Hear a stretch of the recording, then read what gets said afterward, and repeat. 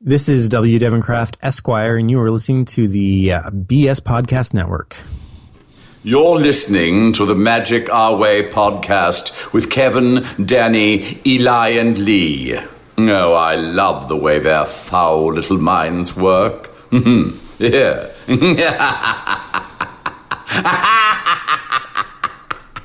Jumbo, everyone. Harambe. And welcome to another edition of The Magic Our Way. Magic Our Way. Magic Our Way. Magic Our Way. The Magic Our Way podcast. They are truly magical and whatnot.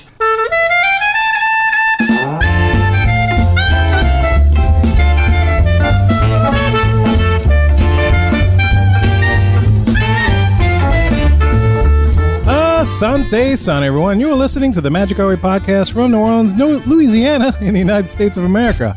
We are artistic buffs talking about Disney stuff, and this is the show in which every opinion is welcome. MagicOurWay.com is where you can find us today. We are discussing more recent Disney news. My name is Kevin. And I'm Danny. And on this show, we follow the Disney concept of edutainment, where we focus on your entertainment, and along the way, you just might learn a thing or two. Hey. And as always, to join in our discussion, we have our resident comic genius from IvoryComics.com, Mr. Eli Ivory. Hey, man, Hey, what's going on, y'all? How y'all feeling this fine day? I am not poisoned, and I am great. I am feeling good. That's how I feel. Although I have the proper 12, so maybe that is a poison for some of you. Any day you wake up is a good day, especially if you're not poisoned on that day. That's right. I will take that with me. I like that. Amen. This was for Garfield. Odin. His name was Odin. Odin? Yes. Oh, wow. Say his name. Odin! Thank you. So that if you had like another cat, it'd be Thor, it'd be Odin's son. Hey! I gotta remember that. There you go.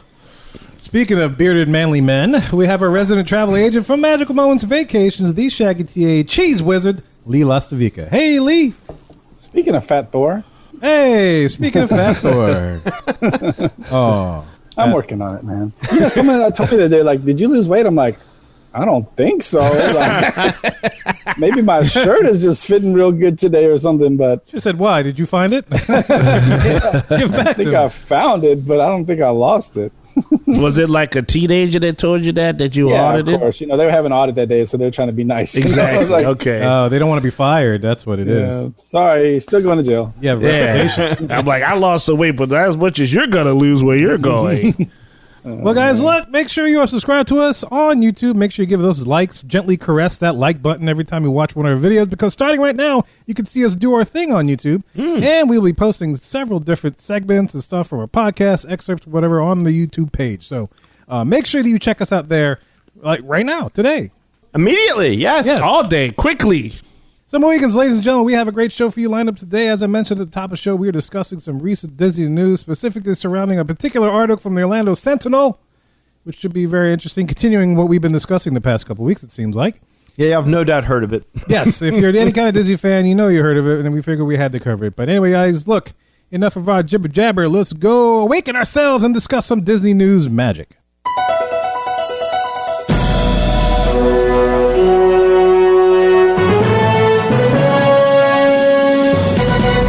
Welcome to The Queue. This is the segment in which we get to discuss all the news and happenings in the world of Disney today. So for the first article, and if you're any fan of the Disney fan universe, that's kind of redundant, but if you're any kind of fan, you probably heard of this article that we're about to discuss. But anyway, I'll give you a little rundown so you can kind of remember and rehash from your minds from when you read that and came across it. But if you haven't heard it, enjoy yourself. Here we go. Well, a Christian and conservative Republican gentleman by the name of Jonathan Van Boskirk from North Las Vegas, Nevada, submitted an opinion piece to the Orlando Sentinel, which was published on the Orlando Sentinel website on Friday, April 23rd, 2021. And so, of course, if you're any kind of passionate Disney fan, you're probably like, oh, here we go. You know exactly what we're talking about with this article. But, we decided to cover this because, in the spirit that the shows, there's a little time capsule noting some of the brightest and darkest days of Disney. So it's kind of nice to note that, whatnot. So the title of the commentary is this: I love Disney World, but wokeness is ruining the experience. And I'm sure from this title alone, the Disney fan universe was bound to pounce on it without having read the article, but hopefully most of y'all guys did. Oh, I read it, yeah. Yes. I read it too. Yeah. But anyway, allow me to provide a brief set of highlights from his opinion piece. And I'm not paraphrasing much, I'm just pulling quotes out just to give you a rundown of what he was saying. Okay. So in the article, first he reestablishes his fandom by telling us how much money he spends at the Disney-related vacations and all kind of stuff. So he does that. He established that point first. He establishes himself as a Disney fan. I like how, as a Disney fan, it's not about like, hey, I remember watching Bambi in the theater. I remember like collecting all the movies. It's like, no, I spend a lot of money on Disney. Cruises. Thousands and cruises. Gazillions. Yes. It's amazing. As a fellow retail worker, I can tell you that's a red flag already. Like, do you know how much I spend here? Exactly. Yeah, big time. Yeah. But anyway, so he establishes that. But then he goes on and says this. And I want to use his own words and quote directly from the article. He says this, quote, I am strongly rethinking our commitment to Disney and thus Orlando. The more Disney moves away from the values and vision of Walt Disney, the less Disney World means to me. Disney is forgetting that guest immersion is at the core of its business model. When I stand in Galaxy's Edge or Fantasyland, I know I am in a theme park, but through immersion and my willingness to set the real world aside, something magical happens. That spell is broken when the immersive experience is shattered by the real world. And boy, has Disney been breaking the immersion. End quote. So then he does that, and then he goes on, he discusses the new Disney Look announcement, and he states that he is, and I quote again, he's not traveling across the country and paying thousands of dollars to watch someone I do not know express themselves. I'm there for the immersion and the fantasy, not the reality of a stranger's self-expression.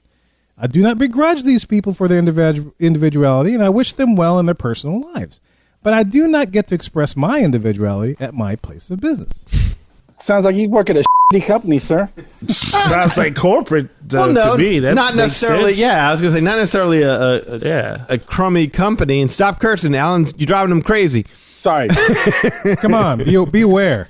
But I mean, a more professional work environment. But there again, I'm sure, maybe working in a more professional work environment, you have like paid parking or some kind of perk that other people don't have. Like that. I hate that argument that like my job perks aren't the exact same as your job perks. Well, it could be seniority. It could be benefits, stock, all kind of stuff. Yeah. Yeah. Or like my job makes me miserable, so your job should make you miserable too. Right. Yeah, that'd be like, Lee, your job perk is you get to drive in your car a lot. I don't get to drive in my car. I have to sit behind the desk. I got an expense account. Yeah, you have an expense account. Yeah. But maybe I make more money than you, so maybe it balances itself out in some kind of way. It's a bad comparison. I'm sorry. We're No. Absolutely. I'm with the sense that in my job, I used a Spider-Man logo for my Outlook email icon, and my boss told me he said, I don't like that. So I took it off, but then I put on the icon of the place that we worked. Had no problem with that. So I can understand the need some people put on you to conform at your place of business. So I could assimilate. I can sympathize with that. Assimilate. right. Yeah. How much do you pay me? Like, my wife is mad at me all the time because when I need to get off, I can get off. Lily's sick. Boss, I'm checking out. I'm going, okay, cool. Mm-hmm. She can't do that. No. However, she makes way more money than I do. Yes. Yeah. And it's like, it's the trade-off that comes with all perks are not equal. Mm-hmm. Yes, who you work for, what industry you work at, what position you have in, and they're all variants. She does closing, so she has to be there. I can work remotely. Yes. And do. So. Yeah, no, it totally makes sense. But anyway, in the article, he goes on to say this, and I quote, corporations have always made politically motivated decisions. Usually, it is due to the desire to make a profit, but sometimes it is due to the values of the people in the corporation. Walt Disney used his corporation to express his patriotism during World War II and his pro-capitalism beliefs afterwards. The difference today is that the people who run Disney use social media to scream at the whole world that a decision has been made for political reasons, end quote. Well, they do that. Yeah.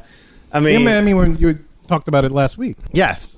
That's kind of the world we live in right now, though, isn't it? Well, they're just trying to get good publicity. They're trying to get people to, hey, look at Disney, look how progressive and forward-thinking and everything that they are. I don't know if that's anything unusual or nefarious behind that. No, that's like announcing that you have a new ride coming. I mean, you can't take exception with Disney suddenly being politically active and then fully acknowledge that Walt was politically active. But okay, never mind. No, I mean, it's like Orlando Sentinel publishing this piece and then publishing all the other reactionary pieces that came forward today, as a matter of fact. Oh, my. It's getting them it's getting them attention. But anyway, so he goes on and he proceeds to discuss examples of Disney using the and I quote him, woke scalpel, as he says, to attract attractions. It's a good term. I Wake like up, that. scalpel! Time to do some carving. Oh, you're literally waking up a scalpel. Yeah. That's cute. That's wow. No, but he says Disney's using the woke scalpel to attractions such as the Jungle Cruise, Splash Mountain, and the Pirates of the Caribbean. We've talked about this numerous times. They're about carving the whole out stuff for wokeness. That sounds like the wrestling finishing maneuver. He hit him with the woke scalpel. Oh my god! My God, it's over. He'll never get up. The titles change hands. America's scalpel. The woke scalpel. The people's scalpel. Anyway, so he sums up and he says that, and I am paraphrasing a bit here, quote, Disney World is going to lose us as customers if it continues down this path. This should matter to the people of Orlando because if Disney drives away customers like me, Orlando loses money. And I would rather keep spending them in Orlando, but people like me feel more and more excluded by Disney's decisions. See, that's where he messed up. That's where he messed up right there. If he had just kept it broad, yeah, and not been like, see, y'all need me on this wall. Y'all need me in your community. I bring money to y'all. I'm King Kong in this. Like, he didn't do all of that. Then people would probably have not reacted that way because everybody spends their money at Disney. Mm-hmm. I mean, I get what he's saying, but you're not going to crush Disney if you don't show up. I think what he's trying to say is, we Republicans are rich. We're the people, the 1%. You want a bunch of poor people that work at Hot Topic? You plebeians. Staying at the All-Stars. It takes 30 of them to equal one of me. Eating off grounds. What? I eat at the good places. I'm Van Buskirk. Yeah. That's what I think he's trying to say. So he's like Ric Flair. Right, pretty yes. much. He styles and profiles with it. Right. Got you. Disney cruise riding, Disney parks attending, woo! Mickey bar eating. Hey, for years, Ric Flair compared his penis to Space Mountain. Yes. Oh, did he? Yes, he yes, did. You want to ride all the ladies want to ride on Space Mountain. Ooh, oh, really? Yeah. That's totally a Flair line. Totally. Oldest ride, longest lines. Woo! That is awesome. Yes. Yeah, you never heard? Oh, my God. All the time. That is beautiful. Now that I've said that, watch Space Mountain get canceled. Boom. It ain't woke enough. Or Ric Flair. One of the two. Never Ric Flair. Man. That's a legend. Yeah, so I mean, I get it. This guy's like, Disney shines when my money enters the economy. All right, that's great. I think that's exactly what he's saying. It's like, you need, for the prices that you're charging, you need people who are very well off, and it just so happens that people who are very well off are very older white Republican males like me is what I'm taking him to say. I have no idea if that's actually what he's saying, but that's what it sounds like. He brings out in the beginning that he's a conservative guy, and and then say. Well, he mentions this in the middle of the article, but I throw it up there just to give some context of the person we're dealing with. And by the way, I'm not even trying to say he's wrong. No, I'm not casting any judgment. I'm telling you what I think he's saying. Yeah, I'd really have to think about that because. Yeah, I mean, shoot, to stay at some of these places, you need some money. You need some money. Yes. Well, yeah, but do you? Okay, but okay, we're not going to go into all the places that the wokeness scalpel was used on because we've covered it before. Yeah, we covered that before. Yes, but in some of the places that I'm sure he goes to, let's say he's upper 1% crusty. It's very rare that he's really going to see these woke scalpel changes where he goes. Right? I mean, the wokeness is not cut through all of the rich, fancy restaurants. It's not cut through. There's only a handful of things that is taking place with, right? Well, and most of what we're going to... I guess we can get into that when we get into the individuality of it. But, I mean, yeah, he's going to see the Jungle Cruise. He's going to see Splash Mountain whenever it's updated, if he decides to go back. I mean, he will see these changes, and this is what he's complaining about. Pirates, he's seen the changes. But when we go through each of these individually, I think he'll make these points. We can go ahead and discuss what he's actually... Is he reacting to what he's actually seen, or is he reacting to what he's worried about seeing? Yes, that's a fair question. Yeah. Okay. Yes. All right, and so he sums up his little editorial piece like this. Oh, not editorial, opinion piece like this. This is his final statement, and I quote, Disney, please return to the values and vision of Walt. The customer experience should be the core of your business model. Immersion should not be sacrificed on the altar of political correctness and appeasing the Twitter mob. End quote. And that's how he signs off on his own. The altar. Yeah, I just have a problem in general when people say things like, "Hey Disney, listen to me because, I think I'm that important." I mean, yes, I understand that my dollars make a difference. Every one of our dollars make a difference when we go to Disney, right? yes. But so does every other freaking person going there too. Mm-hmm. And so why is your comfort level or your experience so much more important than everyone else's? Why is it so important that they don't change pirates for you as opposed to someone like the Raz? She pays money. She goes all the time, but she is uncomfortable going on the pirates because of that scene. Either way, these are two conflicting opinions about that ride. Sure. But they're both spending money at Disney. So who's to say this person's money is more important than this person's money? Lee, you missed the beginning part. He goes on Disney cruises. Yes. He spends all his money He goes at the 2 or 3. park. All of his money goes. I mean, like park. he gave his bona fides just then and there. He spends more money than all these people, in his opinion. Well, I will just say this. The one thing that made me fall in love with Disney was the first trip we went to, and we stayed at All Stars. Yep.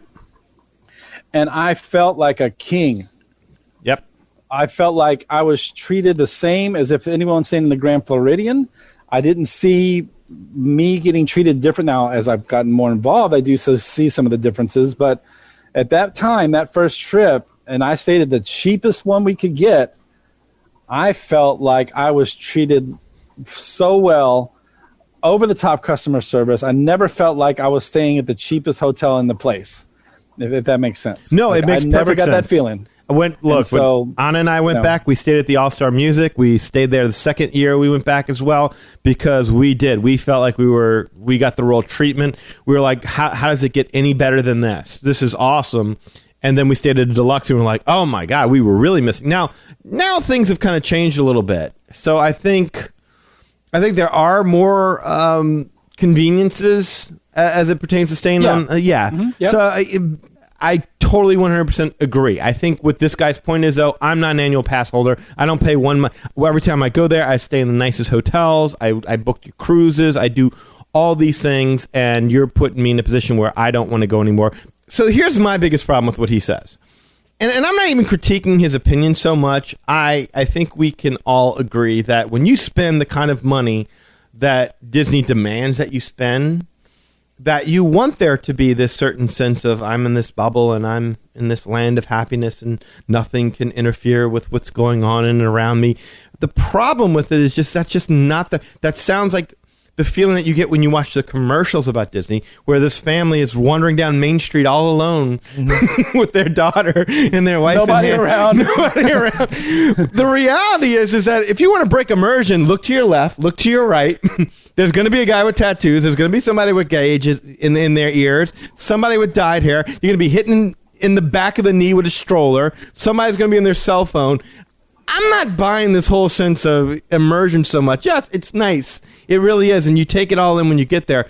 But there are opportunities to lose the immersion in and all around you. Oh, big time. Yeah. To tie it all back to, a tattoo on a cast member's forearm, I don't see that.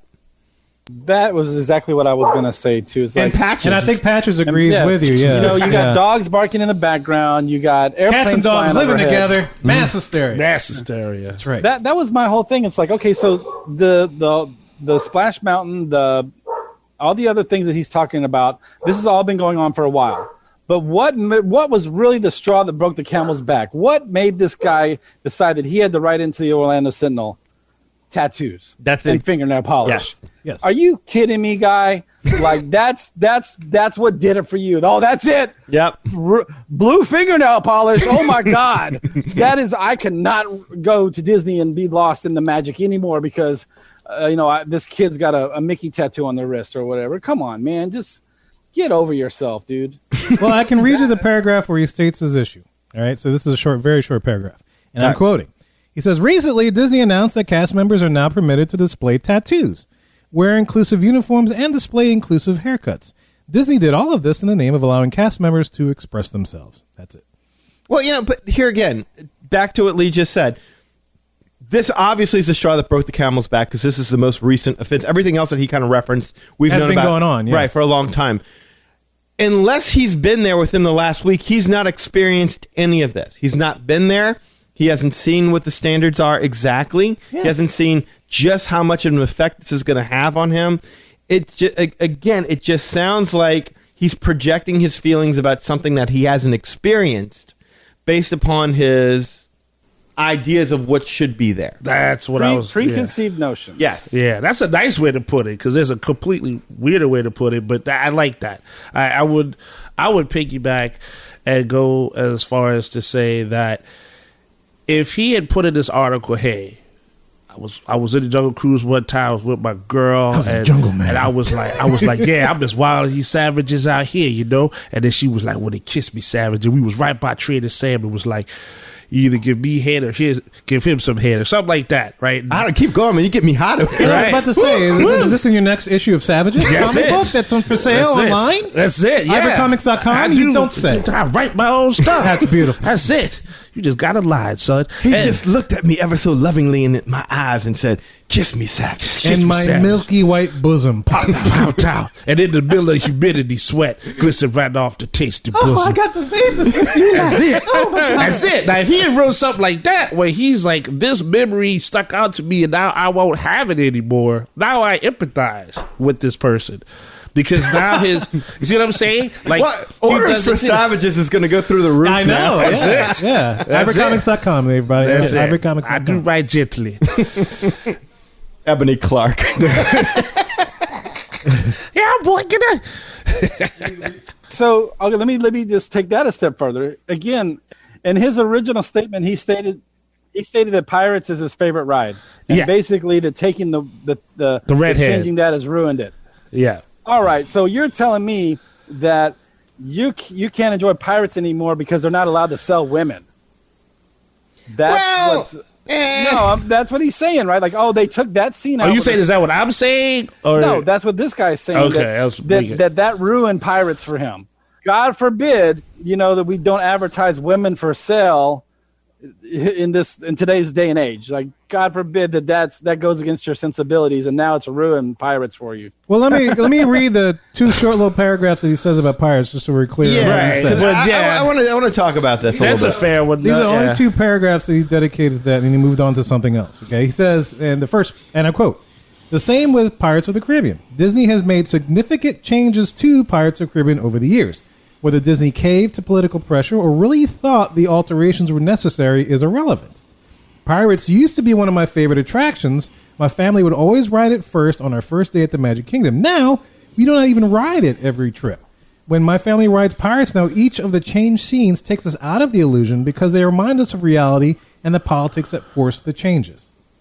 End quote. That's all he dedicates to that attraction. And this is kind of where I wanted to say, and I do want us to be somewhat careful here because this is a guy, he's a Disney fan, and I don't want to interpret his arguments to be the worst possible version of what the argument could be. I don't want to go to the fact that, well, I can't see women being sold off anymore, so now it just ruins the experience. I don't think that's what he's saying. I think what he's saying, and I could be wrong, and maybe it's because it's something I feel as well when I pass by that scene, which is this just feels wrong. It feels different. Yeah. It doesn't feel right. I never, until I heard people complaining about it, I never had a problem with that scene before. Mm-hmm. I'm not going to sit here and pretend that I was one of the people beating the chest, being like, yeah, this needs to go away. Did any of y'all had a problem with that scene prior to figuring out that women were being offended by it? Yeah, I never did. I just kind of went by it. Yeah. I didn't understand it when I was young. Same here. It was kind of weird. It's like, why are they selling people? Regardless of the fact that it was women, it's like, why are they? It looks like they're selling people. I don't know what they're doing. I didn't even get that. I got. All I knew was that the Pirates wanted the redhead. That's all I knew. Yeah. And like when I ride by the scene today, I have no idea what they're selling. I mean, do y'all? It looks like they're selling Aren't goods. They selling liquor or something? Aren't they selling? Well, it's various goods from the village. Hens. That's what I had to look it up. That's what they're selling now is hens because my head is already. I'm wanting to hear Paul Frees's voice. I'm discombobulated. I'm not really hearing So it does remind me that this was changed for political reasons. Now, having said that, years down the road, I mean, my daughter doesn't know that scene's been changed, so that's just a scene for her. Mm-hmm. And so she'll pick it up just the same. Do I think the scene works as well? No, it doesn't work as well. They probably could have done better. Yes, they could have done better, but that would have required completely getting rid of the redhead more than likely. Yeah, they're trying to appease a lot of people. Yeah, they were trying to have that cake and eat it too. We'll keep the redhead, we'll keep the figures in the scene, but we'll change it up just so much. And you got to respect that they were trying to do that. But I can understand why this guy's reminded of the change, because I'm reminded of change every single time I pass by there, not necessarily for bad reasons, but because, oh yeah, that's right, that's different. That's not the way it used to be. It just, I pick up on it. It's not anything I can conscious. respect that. I just don't understand why. I mean, I do understand, but in my mind, I can still ride the ride and enjoy it. Oh, you know what I mean? Sure. That's what I'm saying. He's like, well, now we don't even want to ride it anymore. It's like, come on, man. That's hyperbole. I mean, I highly doubt when they put Jack Sparrow in there, he felt this way. Or when they put the mist effect with Davy Jones and Blackbeard, that he felt this way. Or the mermaid effects, any of that. I don't think he felt that way about that. I think what he's saying is that, yeah, I'm reminded of political motivations when things are removed from rides for political reasons. Is I think what he's trying to say. I don't like agendas being imposed on me. And as a conservative Republican, you're reminding me that you don't agree with my values, Disney. I think that's what he's trying to say. And you should, because this is the one place I go to for vacation where I spend a ton of money. And I don't want to be reminded of that kind of stuff. And to be fair, I understand what he said. I'm not saying I agree with him, because I don't. That scene does not ruin any bit of Pirates for me, but it is a noticeable change when you go through the ride every single time. And I think we just proved it. None of us really knew what they were selling now anyway. No. The scene doesn't communicate near as well. Yeah, and the thing is, if they would have taken the time to do it, I guess, right, and do it well, we might be talking about outcry of losing the redhead.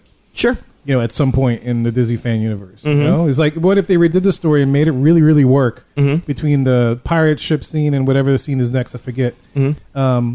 What if it was completely different and you completely lost the whole redhead thing? Sure. Because she didn't fit whatever story would make that work. Mm-hmm. People would be up in arms and crying about that. Yeah, I've seen this since I was 2, and I wanted my kid to see it. We don't have anything to share. Now we know our family moment is ruined. Thanks, Disney. Yeah, you can't win.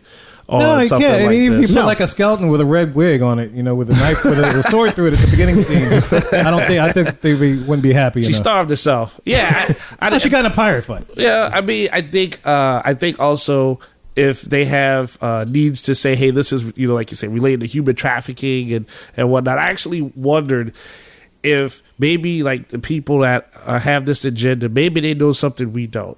Maybe they understand that by altering Disney and their perception of stuff, maybe they think that alters reality somewhat. In other words, what does that change to take the character out? You see what I'm saying? Like, it doesn't really make any effect. So why is this man traumatized? I don't know. Well, I mean, there's a lot they can change. And when you think about it, I can understand there being some concern about this ride, because that ride features a lot of sinning. Yeah, I mean, but it's pirates. It is about pirates. Yeah, it's not Priest of the Caribbean. You've got gunfire, arson, looting. I mean, I think Catholic Priests of the Caribbean could be a lot worse, honessly. Oh yeah, I was waiting for somebody. To maybe jump what on they that. can do is they can call it peaceful protesters of the Caribbean. Blackbeard deserves an extra eye.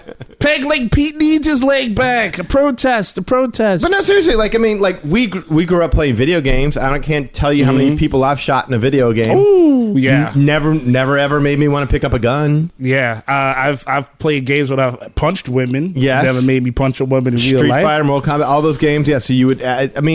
I guess that's what the argument is like back in the time. But then what about now? What do you do for now? So yeah. Well, now, that's the thing. I mean, now I think you have to go ahead and change it to keep up with today's sensibilities. However, how do you do that though? They did it. It's already done. Yeah, but I mean, look, and they're going to do more of it. They're going to do. That's what I was going to say. They're going to look at the dog with the key and be like, "That's animal abuse."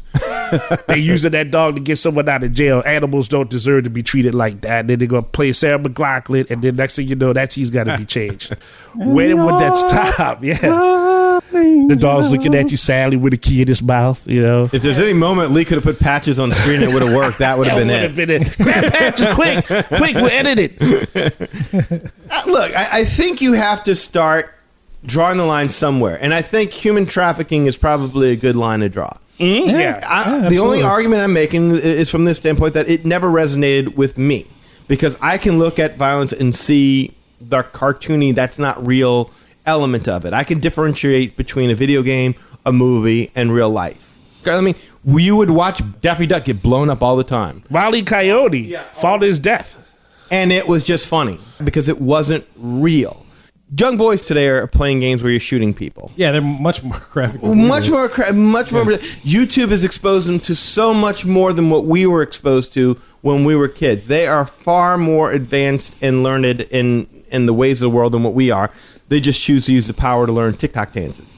But like Lee. But that's always been the Disney way. You make fun of something. Like, the Jungle Cruise. You could be, your head could be cut off, shrunken. You could be eaten by an animal. But hey, let's make fun of this. Haunted Mansion. Hey, you could be dead. You could be hanging from the rafters. You could be trapped in a coffin. But hey, let's all sit around and laugh and make fun of this. Same thing with Pirates. Bunch of drunken buffoons sitting around shooting stuff, stealing stuff, chasing women and stuff like that. But hey, let's laugh at this. It is kind of Warner Brother-esque, isn't it? Like a Looney Tunes. Yosemite Sam shooting off the guns all the time. You would see Pepe, the skunk. Oh, always backing on that cat. Always chasing after the girls. I think they're after him, too. Right. I mean, it just that they treated kids, like they kind of exposed them to this stuff, but they exposed it to them in a cartoony way. Right. And the idea that these are all animatronics, I can ride through a ride and say this is not real. However, if there's a group of people that are saying that this is offensive to me, and they're women, these are not men speaking for women. These are women saying that this is a problem for me. And it's a large enough group of people, I think you change it. It's when you have people who are not of that culture or not of that gender or not of that race speaking out for other people who are like, don't put words in my mouth. Big deal. That's when I start to have a problem. So if women had a problem with this scene and judging and having a daughter, I have no problem with this going. So, in researching for this show and stuff, I always want to kind of get a pulse of what Disney fan people are talking. So what are the fans saying? Well, I delve into Twitter and just to kind of see the different kinds of reactions. And I came across this one tweet from @ComicPerch that I want to share with you, which I thought was kind of interesting. Okay, and I'll quote this tweet directly from Twitter.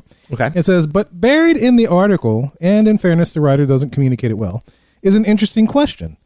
Should current world issues and social topics impact an immersive experience? And more to the point, how?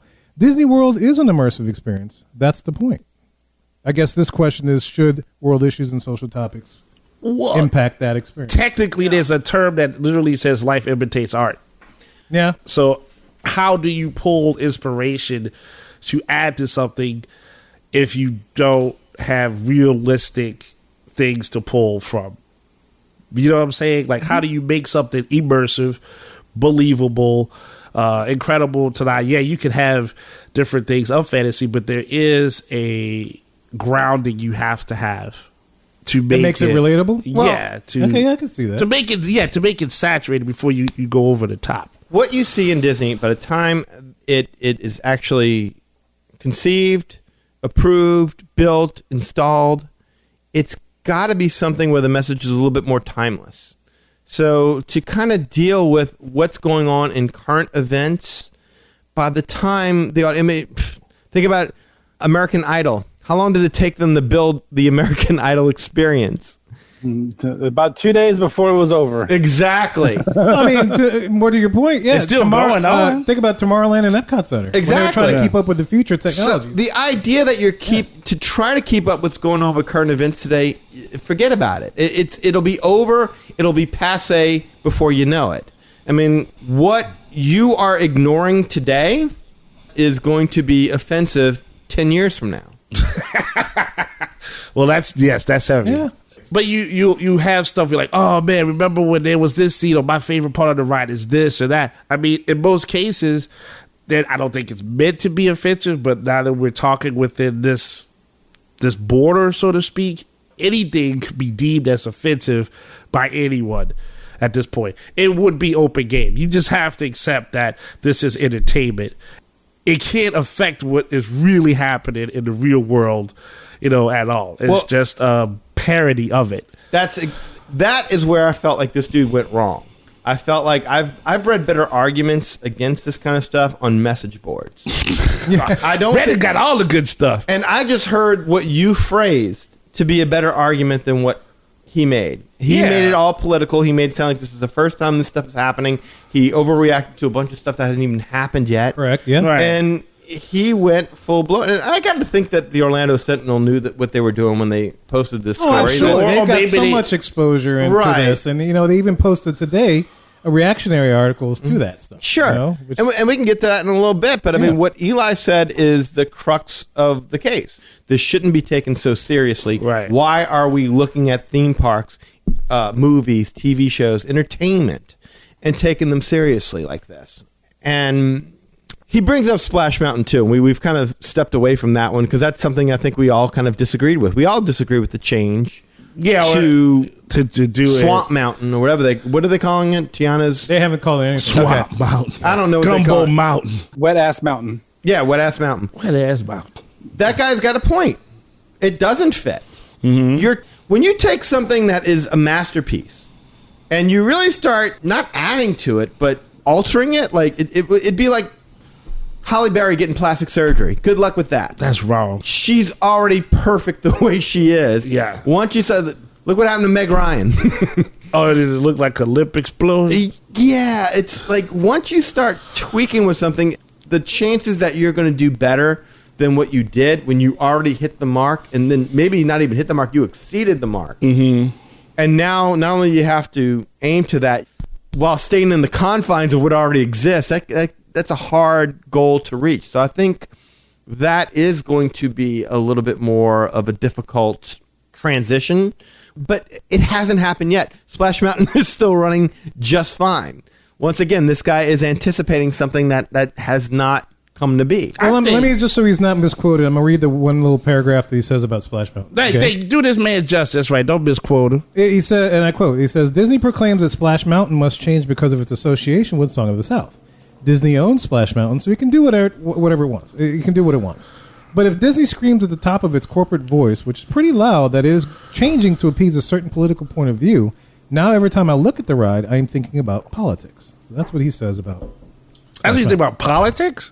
That's what he. Oh, does he mean? That's what he said. Well, we can't. He said every time he looks at it, the ride, I'm going to think about politics. But like even before a change has happened, he's thinking about politics. Yes, he's predetermined that he's going to be thinking about. When he says politics, does he mean like politics, like of like people being like Republican and conservative? All that? You say like the politics. Well, he's talking about how everything's politicized nowadays. Okay, I mean that's basically that's just business, though. That's business.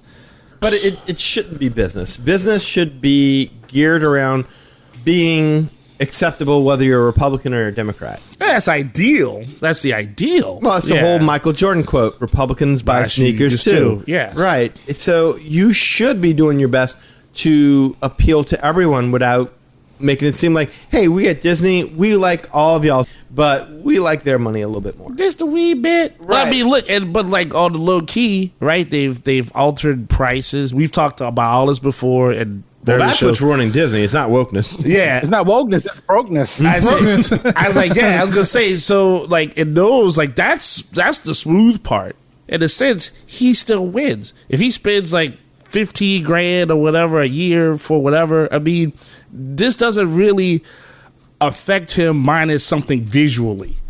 Do you know what I'm saying? Like, they're all visuals. I see what you're saying. Yeah. Like, okay, to his point, like, if I was to ride Splash Mountain, they would do Tiana. I'm not comparing it, kind of like when I rode Frozen Ever After. I didn't compare it to anything political because obviously there was no political thing there, but I did know this was a business decision. It was a business decision, yeah. Right.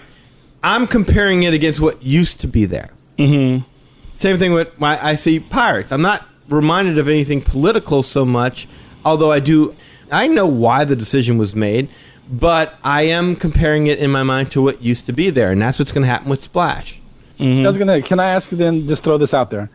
If once the Splash Mountain is refurbed and it's turned into Tiana, and we all love it, and it's great, and the theming is perfect, and the music is great, and it just really reminds you of the movie and that great scene where this happened and that happened, then does it matter if it was done for political reasons? No. That's what I'm saying.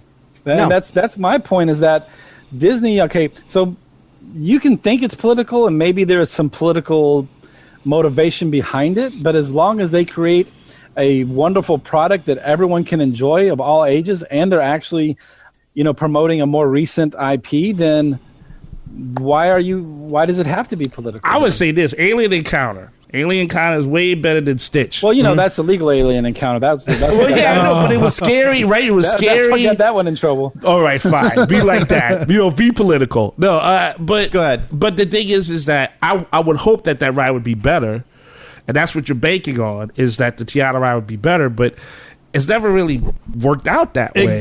You're thinking about the track record that they've had. Yes. Shoehorning things into existing. And games. so what'll happen is now that IP is going to get ruined for something that wasn't its fault. You know what I'm saying? It got shoehorned in. That makes sense. Yeah, and so that's going to be like political, and then you're going to associate Tiana with that, and that's going to be another thing. That's going to be something about race, and it ain't going to be fair, because they're like, I would be like, well, hey, I love Disney too. You mean to tell me there's one African-American race that happened, politics and stuff ruined it? That ain't fair. She from New Orleans too. We hitting the streets. Let me just say this, that the only thing I'll say is that it's not like no one likes to ride Splash Mountain. Right. 30, 45 minutes. I've waited an hour. I've waited 2 hours in line for that ride. So if this was something that no one was riding, because they're like, man, I'm not going to ride that. That's based on slavery, or that's offensive, or whatever. Then that would be a no-brainer, right? Because nobody's riding it. So they're like, okay, well, hey, nobody wants to ride Splash Mountain anymore. We need to make a change. That's not what happened here. No, more than 4 times the people I want to say that signed the petition to change Splash Mountain have signed a petition to keep it exactly the way it is. I mean, this is not the result of overwhelming outcry, Disney fan guest demand. Right, guest demand. And I think what Eli said, that's the counter argument to what you were saying before, because you're right. Yeah. Does it matter if the change is done, regardless of why it was done? If you get a better product for it, no one's going to care. But the idea is that when the change is done, when guests outcry, again, like Alien Encounter, where mothers were complaining that's that my why kid... I just want to throw that out, though. When you change it, it invariably comes out worse.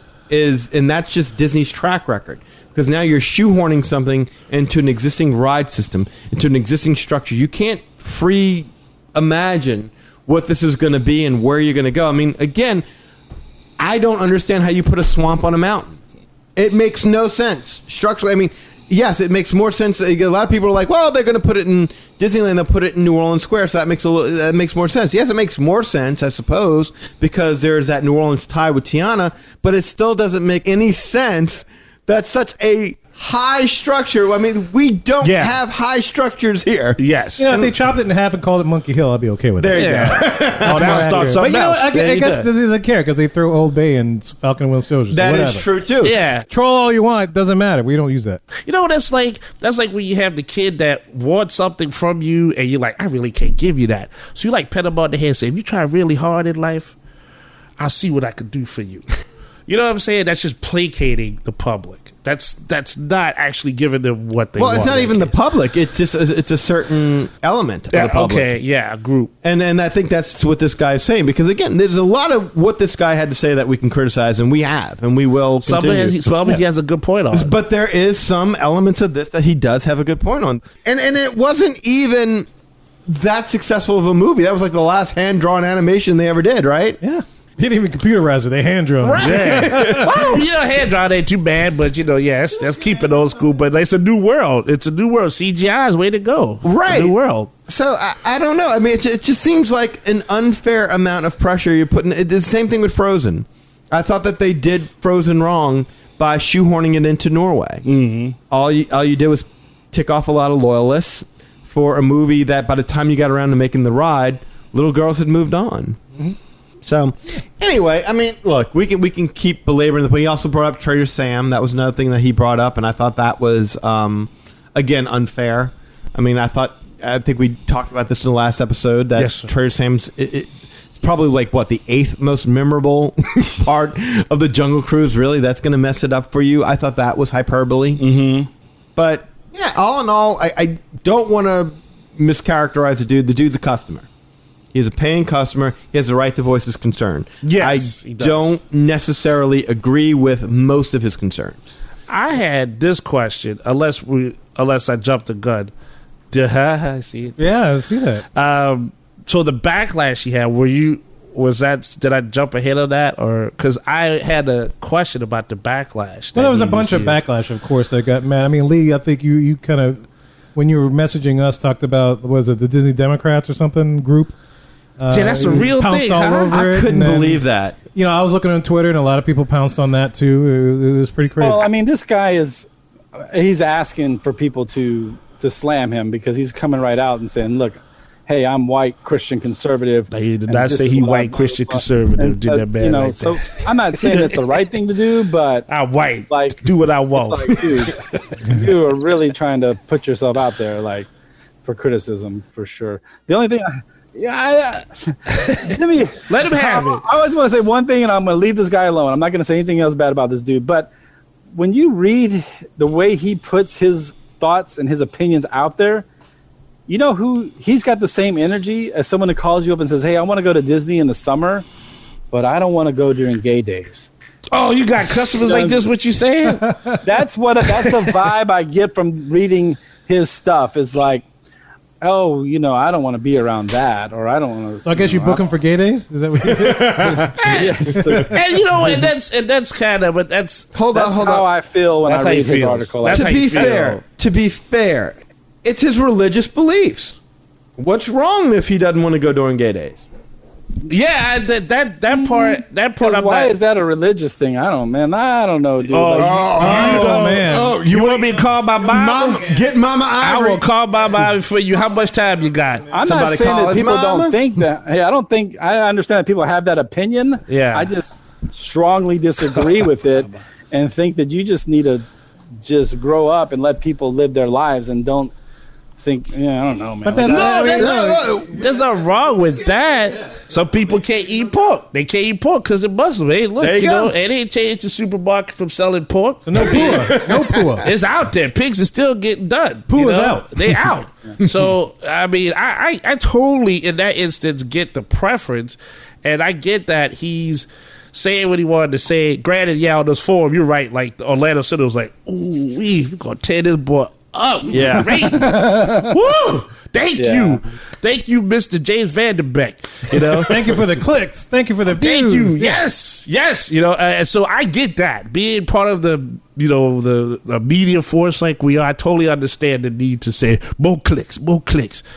But I think like the thing that I find ironic is that this woke world, let's say, right? In woke world, we do not cyberbully. But yet we're cyberbullying this man, not us. Oh, that's exactly it. Yeah, that's a funny thing. When you're talking about the extreme left and the extreme right, there's bullying to the extreme on both ends, man. Like people are ready to. I'm sure this dude's getting death threats. Honestly.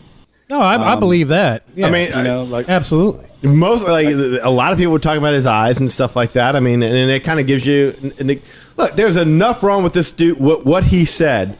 That you didn't need to attack his looks. You just attack the substance of his argument. That's it. And that's all you need to do with it. Well, they go with what's easy, right? So yes. The people that maybe less informed or educated or less woke will go for what's easy. Yeah. It just goes to show things haven't changed all that much from when we were kids. That's it's exactly okay to it. make fun of people as long as it's an agreed upon societal thing that you make fun of these people. That's exactly it. Yeah. And you look up woke in the Urban Dictionary, and it's supposed to be that you are aware of issues that concern social justice as well as racial justice. So social justice says the whole Twitter world does not need to mob this guy just because he says whatever's paid. It is one thing to just be like, hey, dude, blah, blah, blah, blah, maybe come check this out. But like, yeah, that's straight up like some Mean Girl stuff. It right? is. They just slamming the dude talking about whatever, how he, like you said, how he looks, and they posted up whatever. Well, look, the guy said his 2 cents. We don't even know why the guy really said it. Maybe he wanted to take his family on vacation, and he got like woke kids. And his woke kids were like, "We don't want to go on a vacation with you, huh? We got tattoos." Like, wait, where did the tattoo come from? What tattoo? What? Trish, the plane. Yeah, they're like, "No, we ain't going with you." And then he was like, God, and he just starts typing, and he's just mad one Like the day and cat stuff. with the keyboard? Evaluate the merits of his argument. Yeah. And leave it at that. Yeah, well, no, and look, it is an overwhelming thing. Like, everything's being changed, so like you're watching parts of your youth being altered. You're watching people come in saying, "Hey, we want to change this." You don't know who they are; they're all anonymous. Like back in the day when people wanted to change stuff, they did a march. Like, "Oh shoot, that's my Aunt Connie right there. What's she doing marching? Go ahead, Aunt Connie." Like now they're just anonymous people that are just Go ahead, young bud. yeah, go, you do that thing, boy. And then but now they're just people that just make things happen. And they just changed stuff. I mean, we've been dealing with wokeness issues since episode 126. How about that? That's it. That's it. I'm not a fan of the woke movement. I think I can speak for most of us in the sense that we're not. I don't know. It's the idea of... See, I can't speak to it because I don't understand it myself. Right. Well, it starts with the name itself. The idea that us who are part of this movement, we're woke, we're enlightened, we're aware. The rest of y'all who are not are oblivious. You're asleep. You're ignorant. You're in the pod. Or you're getting left behind. Right. And so that mindset automatically leads to this need to preach. That's why they keep saying that people need to have a conversation and educate those who don't understand. Well, when you're educating people who are older than you, when you're 20-something years old and you don't have any life experience, and you're trying to educate people in their 30s and 40s with your ideology, I mean, give it a little while.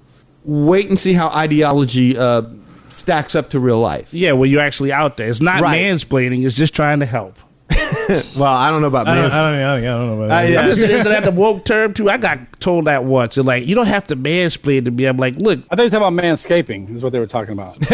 I wish that's what she was talking about. When you say mansplain, that's a sexist term. Yeah, I Anytime was you gonna put say, she man told in me- front of some. Yeah. So she's saying that your opinions match that of any other male. No, she said so. We were talking about something where she was basically saying, I understand where your point is, and I have my point, but you're a man. I don't need you to explain it to me like I don't know what I'm talking about. And then I had to explain to her, I'm like, look, don't judge me because I'm a man. I was born this way, but I'm not mansplaining anything to you. I can't read your mind. Maybe you can read my mind and you know what I'm going to explain to you before I actually say the words, but I don't know what you're thinking. So the only way I can communicate with you is by talking. I'm not mansplaining anything. I'm just trying to have some communication with you so we can have this drink later. You know Well, what I'm saying? that's the problem, though. It's like communication, period.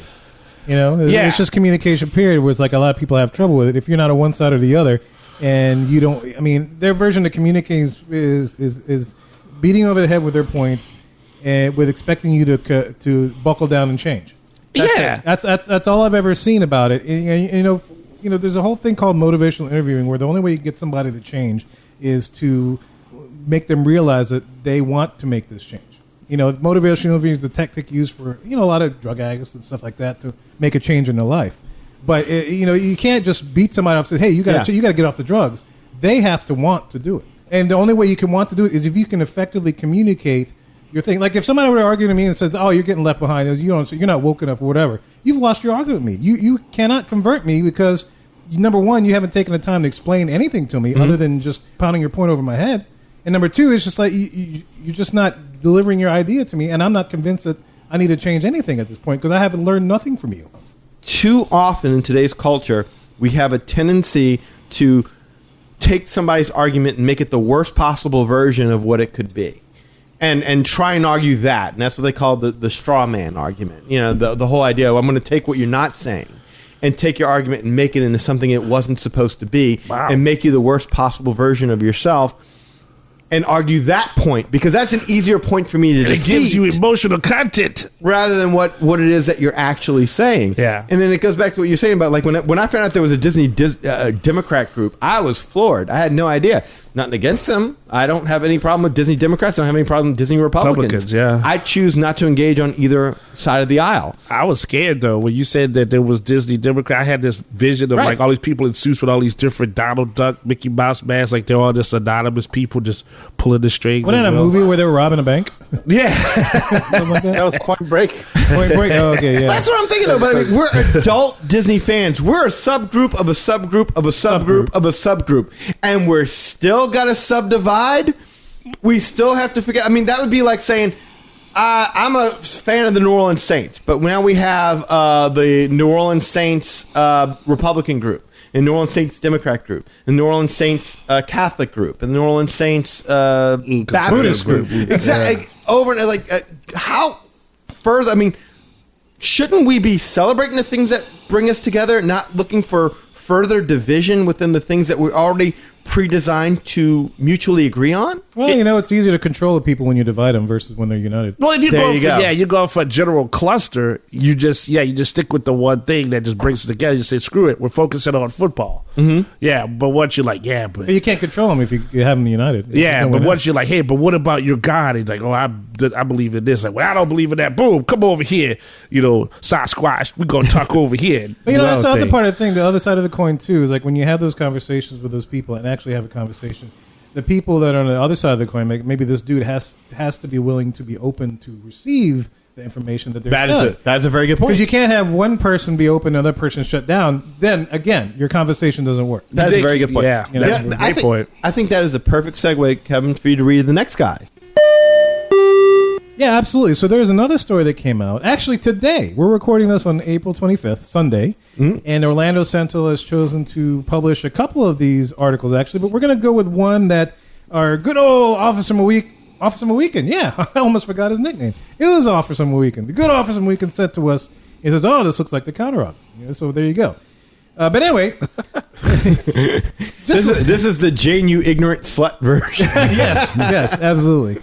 So yeah, this day that we're recording episode, this guy by the name of David Collier King. I'm assuming Collier, not Collier. I don't think he's from the north, so I don't think. Dave Collier, is the guy from Dave Full House. Yes. I love him. But anyway, he says, and I quote, a Christian Democrat would out. Right.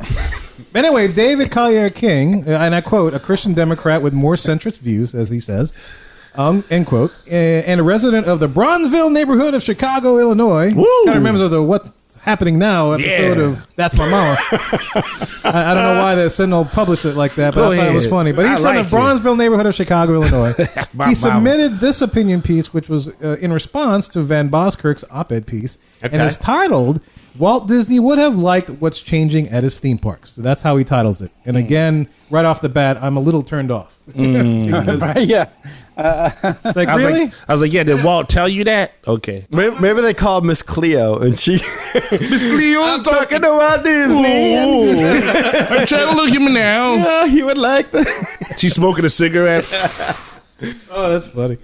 But anyway, so his article's chock full of Disney quotes, Walt Disney quotes, to help him back his argument. That's what he does in this particular Oh, wow. Okay. And I'm going to do what I did with the other one and just kind of read bits and pieces. I'm not going to try to summarize it, but I'm going to just let him speak his thing. So good, because I'm not as familiar with this one because I just read it once today. Mm-hmm. I had at least a weekend to digest the other guy and try and give him the fair and balanced review. Yes. Yeah, the other guy released his released on Friday the 23rd, and this was just done today, a few hours before we recorded. Yes. So anyway, David leads off his argument with this, and I quote, relevance and value are almost always based in the relatability people have to the work and productivity of an entity.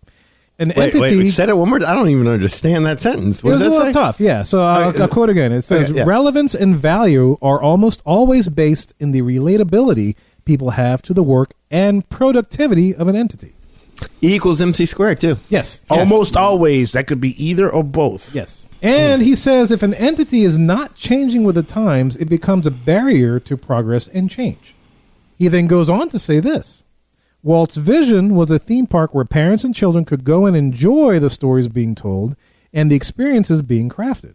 While Walt held conservative views and ideas that were reflected in much of his early work, the values of the company have never shifted. What? That's what he said. Except for the prices. Okay, go ahead. And then he moves forward to state that the changes being made today are small steps of progress and advancement. Walt Disney built the parks and this animation studio around the standards and guidelines for the society acceptable in his time. Okay. Yeah. But then he states that we live in a new age in which we are very aware of the need, and I quote, we are very aware of the need to craft entertainment for the correct purposes and not to offend a certain group of people, to amuse another, end quote. And then regarding the values of the company, David states this, and I quote, Disney will not lose loyal fans because these decisions are about equality and expanding the company's reach and impact by being culturally and socially responsible. Okay, that's the first thing he said that I've understood and agree with. Yeah. I was letting it go because he's definitely very woke. Like he's, I want to be on this guy's side, but I don't understand exactly what he's saying. Well, let me finish this particular quote. This dude is cheating. So, and you remember the Disney Democrats, so yes. So right, just to finish this quote out, he continues to say, Walt's ideas of social responsibility were expressed through the use of the animation studio to push World War II causes.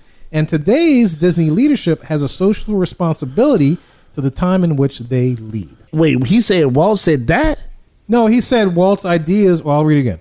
Yeah. Walt's ideas of social responsibility were expressed through the use of the animation studio to push World War II causes. Okay. And today's Disney leadership has a social responsibility to the time in which they lead. That is not like World War II, though. No, I mean, you got to extrapolate. He's talking about the society in which they function in there. No, yes, I get that, but the it's very hard to follow. This is not just readily absorbable. Like, that's cheating. There's a lot of this dude's cheating. He's trying to use Walt. He's twisting Walt's words in a sense. That's my opinion. Yeah, we'll go into further that. Yeah, it's interesting, like because everyone wants to use that argument every time. No matter what side you're on, no matter what side of the argument you're on, it's like, well, what would Walt have wanted? And Walt would have wanted this. And I don't think Walt would have wanted that. And Walt's turning over in his frozen grave. And this, that, and the other. So everyone on each side uses that argument. It's like the Bible. Like the Bible says things, but it's also interpreted one way or the other. So it just depends on how you want to look at it and how you want to take Walt's words and use them to further your opinion and your side of the argument. Yeah, it's never Walt would have liked some of this and not liked piece of that. Another part of this. I mean, but Walt would have hated this, but he would have been cool with that. And then it's never that. It's always Walt's either 100% on this side or Walt's either 100% on that side. Mm-hmm. And more than likely, Walt would have done what we try to do here, which is evaluate each incident by its merits. Yeah. But the first quote, he says almost always. He doesn't say always. He doesn't say definitely. Almost always. That's like a little shadow of a doubt there. Go either way. That's the first thing. Almost always, except for the few dumb idiots. Exactly. Except for those different exceptions that happen to happen. I think that's one thing. Second thing is, look, I think that's a beautiful dream that Walt Disney had, but Walt Disney also had to go through a bunch of bankers. He had to also tell them, hey, look, I got a little land over here. By the way, I made a shell company over here. I don't know, that has nothing to do with me, but just give them some money and then put that together. This dude is also a shrewd businessman. You do not put together something like this by just pure hope and joy. Yeah. So I would go on as to say, though, that there's also the part of him as a businessman that it would say, hey, listen, this movement is saying this. In order to give them what we want, we have to spend like $4 billion to give these people what they want. I'm sure Walt would be like, give the people some passes. Just give them that. Walt like to spend money. I will say that. But I mean, and then I could be mistaken because it's been a little while since I've read a Walt biography. Yeah, okay. I will say that. That's fair, my memory, and Kevin, correct me if I'm wrong, I always felt like Walt was kind of forced into making those propaganda films. That wasn't what he wanted to do. The World War II thing you're talking about? Yes. Okay. It wasn't like that. Like Walt was like, you know what I really want to do? I want to make films about America conquering whatever the hell. My memory at least says that what Walt was kind of forced into it. They kind of co-opted. That was the hot topic. Well, I think all of the day. animation studios of the day were yes. Same like the comic studios. Right. They wanted to be part of the war effort and mechanize and just unite a country. But the government also had their hands in that too. I know, like with Marvel back then, like they were like they give them like coupons or something like that, like bearer bonds and stuff like that. I can see that. So I can see that happening too. But again, that goes to what I'm saying. He's also a businessman as well. Sure, he has a great vision, but every visionary knows you got to do a couple of things that, a little different to make that vision work. So I don't think it's fair to use his words to twist to that argument. Well, and that's a good point. I guess what I'm trying to say is like both gentlemen have used Walt's involvement with war propaganda, I guess you would call it, as a means to kind of bolster their bolster their arguments and put Walt in the corner of being this way or that way. Where my memory of it seems to be like Walt, if he had his pleasure, would have not been touching on any of this stuff. He would have been making his kind of films. Yeah, he was kind of put in this position. That's my memory. I think he would have went back. He would have went and moved forward with something completely different on a project that may have not been developed completely, that he had to work on, and then be trying to tweak that. Sure. I can see that. He wanted to tell good stories. He didn't necessarily want to show America's dominance through the air or whatever.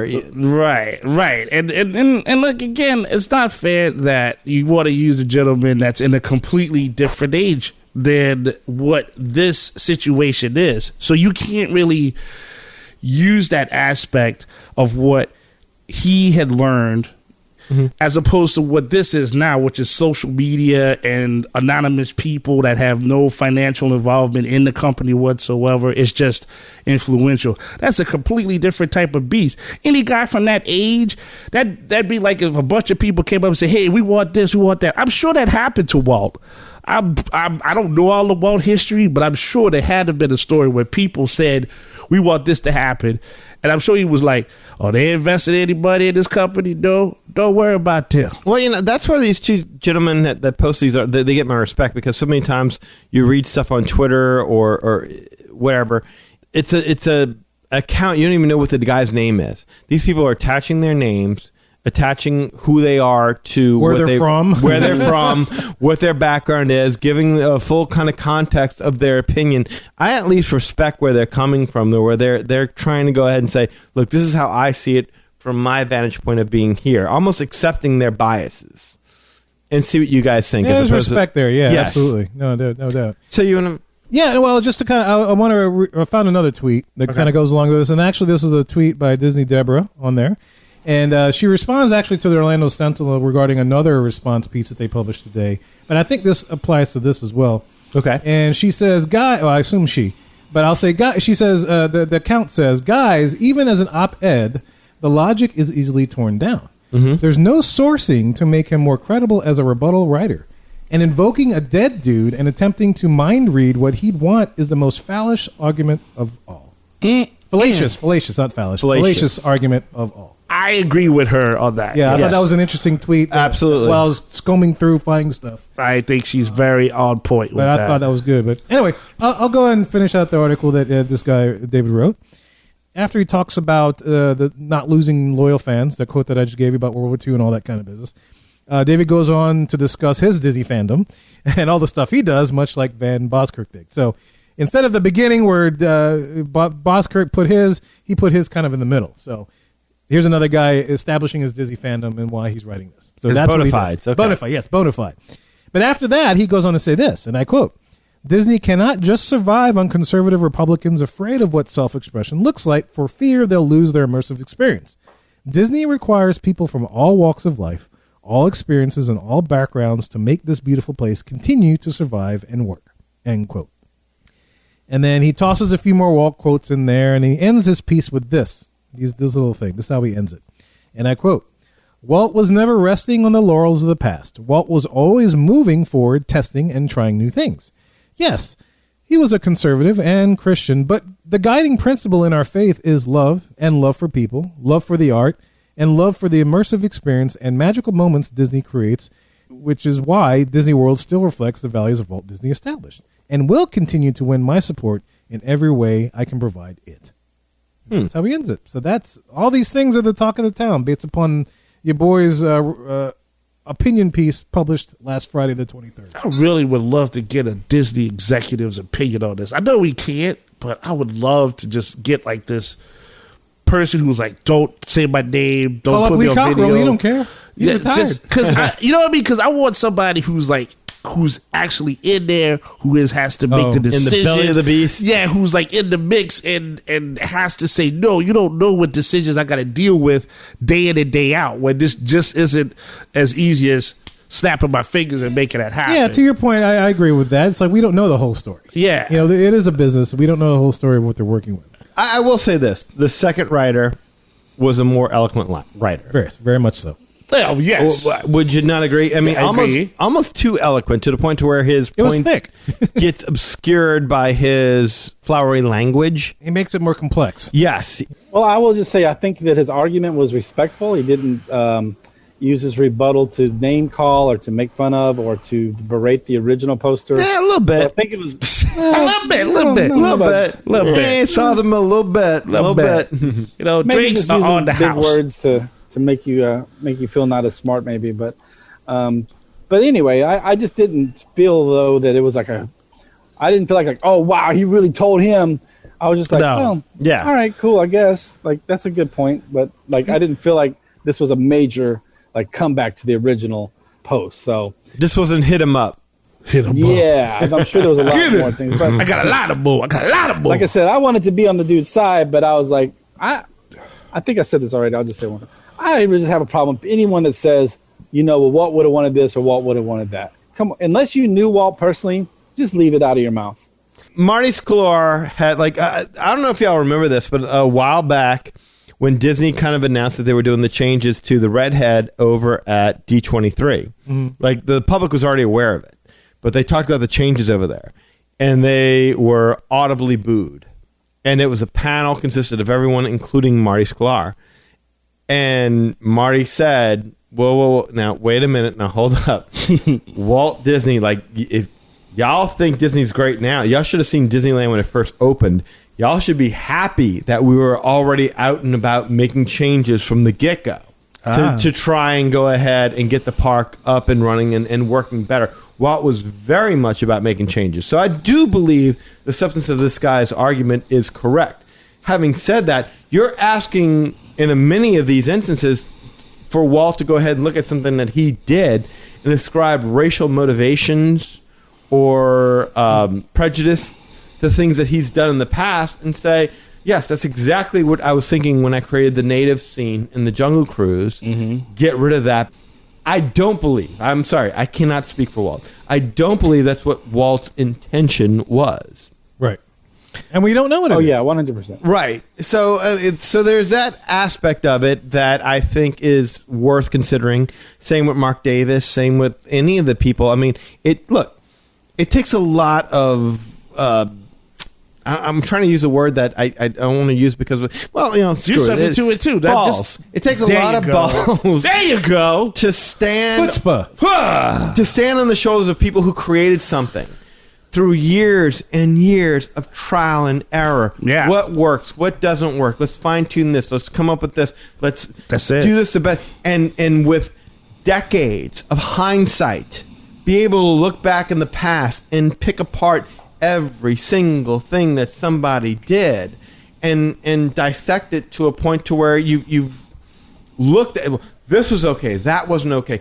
It is an extraordinarily conceited mindset. I mean, it's better to look back upon our elders with humbleness. Yes. And respect. And respect, and being able to say they had to navigate through stuff that we didn't have to. We didn't grow up during their time.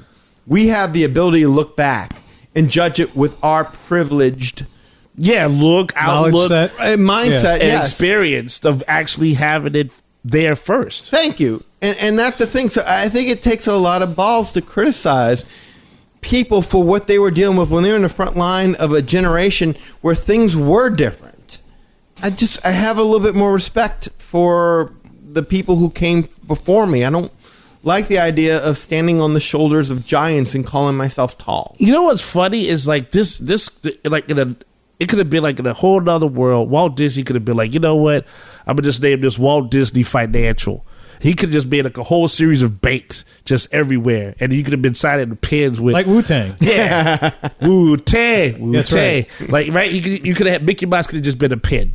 In other words, this guy decides, and just to go to your point, I felt that. Just to say that here's somebody that makes all these sacrifices and does all this stuff, and then like, you just want to come by and then you want to say your opinion and you just want to slam it. I mean, you're welcome to do that private, well, I'm glad that they did it in public because otherwise, we wouldn't have a show. I mean, but the thing is that, look, you experience it as you choose to. I mean, I've said this story plenty of times.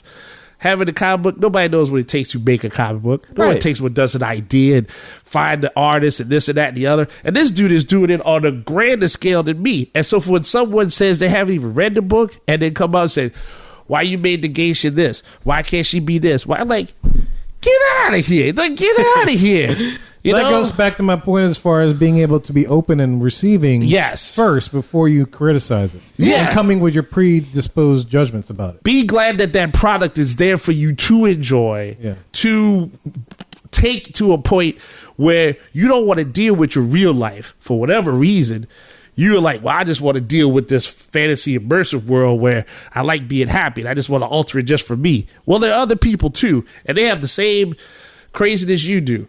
You just deal with it in the real world. Leave this alone. Leave it alone. Well, history is complex. And the people who created these parks had to deal with a lot of stuff during a time period that we weren't alive for. Right. Why not show some kind of deference?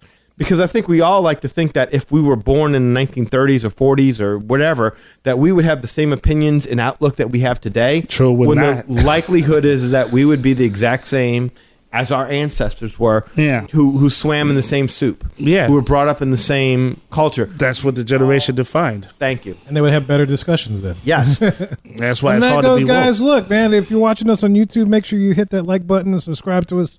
And because we want to get your opinions and thoughts, and we're willing to listen. Mm-hmm. And if you want to have that conversation, man, we'll have it on the show. Let us know. What did we miss? What did we get right? Get in touch with us. Share your opinions. This is one show where you can definitely do that safely. A safe space, as the terminology goes, to have your opinion and share that with us, and we'll discuss it for sure. Put on Orlando Sentinel. We'll deal with that. So, we'll let you know how to get in touch with us in just a little bit. Guys, we hope you enjoyed that episode of the Magic Our Way podcast. MagicOurWay.com is the way to go. There you'll find our social media links, past episodes, and more. Also, you can get in touch with us with the following ways. With the following ways? In the following ways. All the following ways, so you can share your opinion. You can shoot us an email at show@magicourway.com, or you can call or send us a text message. Yes, I did say text at 1-815-A-WEEKEND. That is 1-815- Mo Weekend 669-4226. Oh boy, that was a hell of a discussion, right? How about that? Very deep. You know what it felt like? It felt like it's tough to be in between like two groups that are trying to stab each other, or they just kind of cut each other down. It's kind of like Michael Jackson in the Beat It video. If we could just make everybody dance, everything would be okay. But we can't.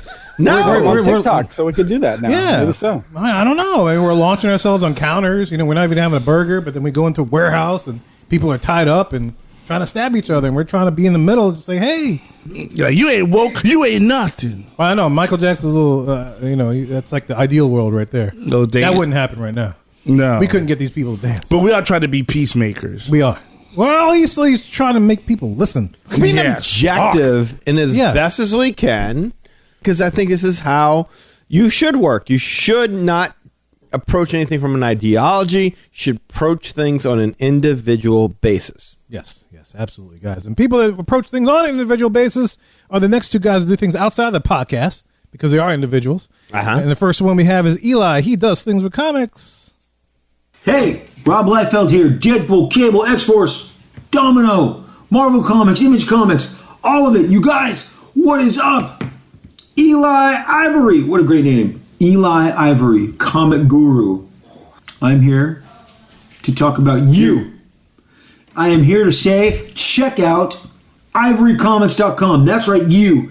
Check out ivorycomics.com. ivorycomics.com. If you're not doing that, you're missing out. You're missing out. The Savages comic cannot be beat, cannot be surpassed. You need to check it out, experience it for yourself, and you know the story. It's all about the glory.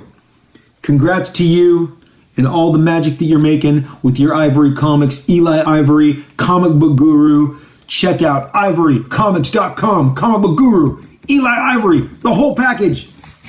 Deadpool said to. Do it.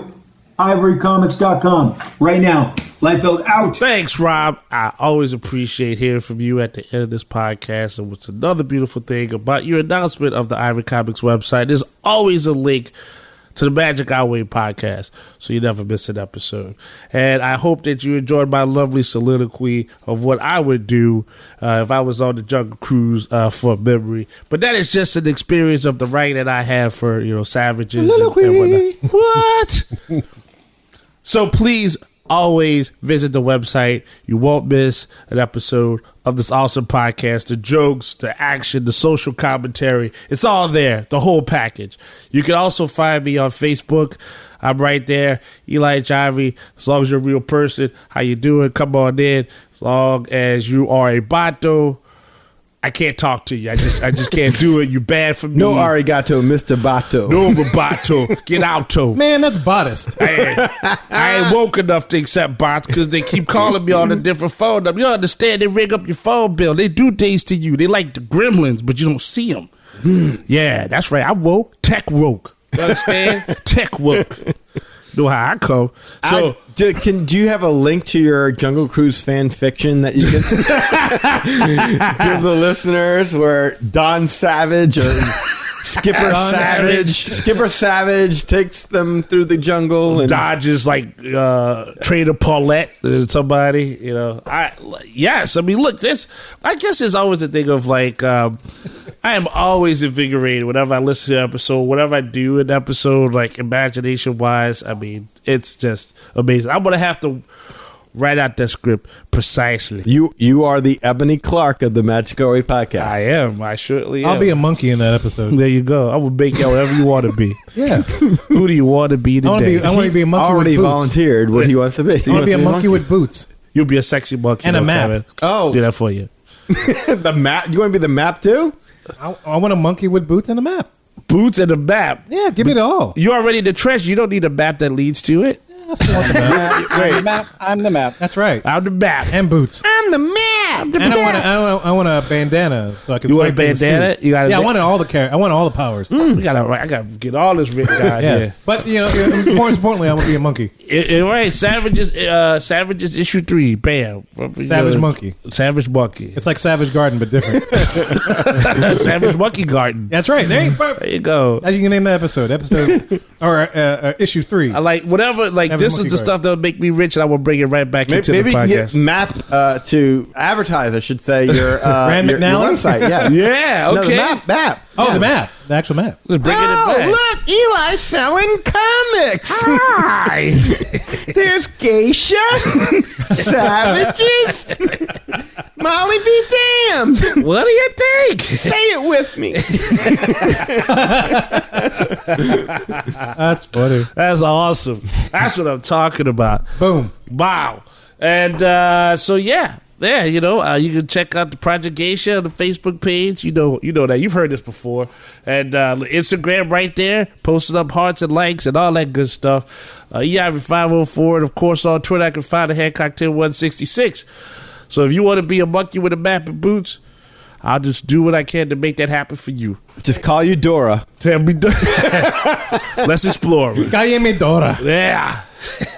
Anyway, guys, look. If you want to book a vacation so you can see how flexible Disney's going to be with their new look, you can book it with Lee. Lee, tell them how to do this. Yeah, just give me a call at 832-431-1621. That's 832-WOKE but broke. 832 WKBUTBRK. Go back to sleep then. You can email me at lee@magicourway.com. Facebook, you can find me at facebook.com/Lastadica Travel. That's LASTOVICA Travel. Instagram, you got a friend in Lee Travel. And now on TikTok, you got a friend in Lee. If you do any of that, we'll get you hooked up and booked up with no. Hasselvika! Lee, I'm still waiting for you to do a TikTok dance, man. When are you going to do that? Keep waiting, buddy. Are you gonna do I want you to do the red light thing that people have been doing. Oh, man, I'm not in any kind of shape to do that. It doesn't matter. It doesn't matter if you're in that What kind do of you shape. post out thing where they change your voice to auto-tune and all that Hey, stuff? wait, when you come into town, can we be on your TikTok? Can we Yeah, floss? 100%. We'll do something. Yeah. That'd be awesome. Like, it'd be his first video. Like, Lee's going to floss. And next thing you know, he pulls out like a tube of dental floss. actually floss. Yeah, Yeah. actually flosses. You know, Yeah, Eli that'll can be do good. the flock Yes. thing. You know, Yeah, Great. yeah. We can all do the flock thing. We'll figure it out. We do it in the back like the Pips. He's Gladys Knight. Yeah. I get it. He's glad night. That's funny. Think about what y'all want to do. We'll put it on TikTok. All right. Sure. Sounds good. Look, in addition, there are so many ways to support the show as a whole, and you can find them all on our website, magicourway.com. Any way you can support the show is deeply appreciated. We also want to take a second and thank you for being a loyal listener, and we love hearing from our listeners. All opinions are always welcome in the Magic Our Way podcast, so make sure you get in touch with us today. So, Mohegans, ladies and gentlemen, we say Kwaherini. My name is Kevin. And I'm Danny. Magic out.